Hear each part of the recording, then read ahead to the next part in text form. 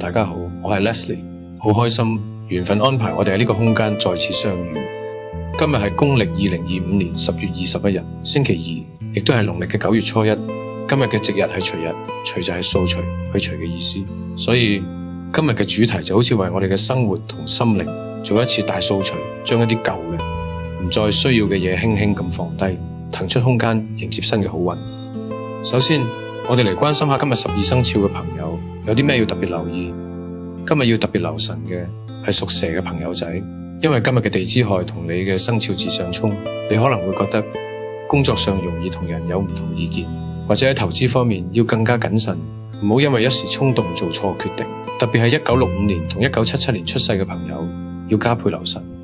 不過唔使太擔心，呢啲都只係氣場上嘅小波動。你可以試下着綠色系嘅衫，或者帶一件得意嘅兔仔飾物，就好似有個溫柔嘅朋友陪住你，幫你緩和一下氣氛。有朋友仔要小心，自然亦都有幸運嘅朋友仔要好好把握機會啦。今日就係屬兔同屬羊嘅朋友，你哋同今日形成咗一個好靚嘅三合局，人緣運特別好，好容易得到身邊人嘅幫助。不妨主動啲約客戶食飯，或者同你嘅團隊多啲溝通，話唔定會傾出意想唔到嘅好結果。跟住落嚟，我哋睇下今日嘅幸運方位喺邊度。呢啲就好似地圖上嘅寶藏標記一樣，為我哋指引方向。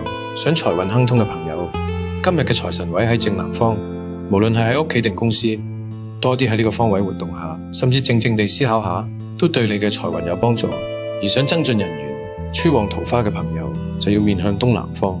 呢個係今日嘅喜神位，可以為你帶嚟多啲開心嘅事同喜慶嘅能量。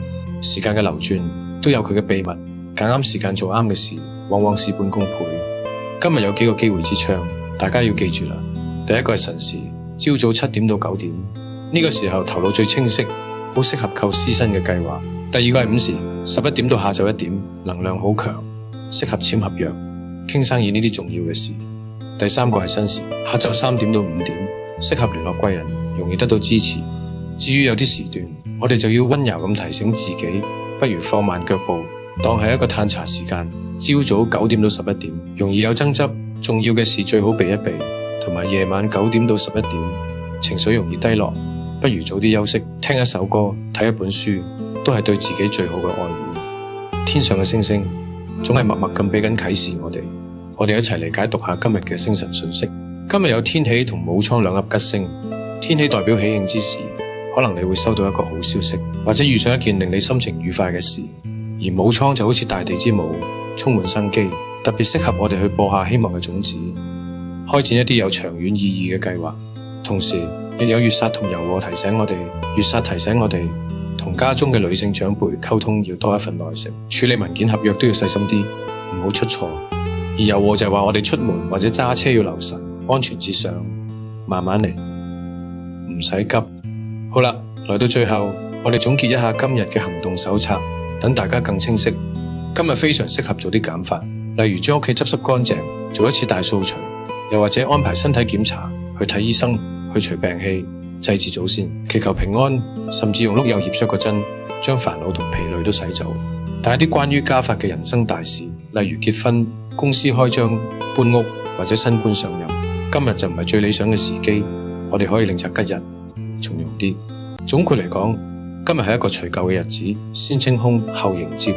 希望呢一份小小嘅心意可以陪伴你，將今日過得更安然、更自在。記住，命運嘅指引係為咗讓我哋更溫柔咁對待自己，更清醒咁行自己嘅路。祝你心安。我係 Leslie，聽日我哋準時再見。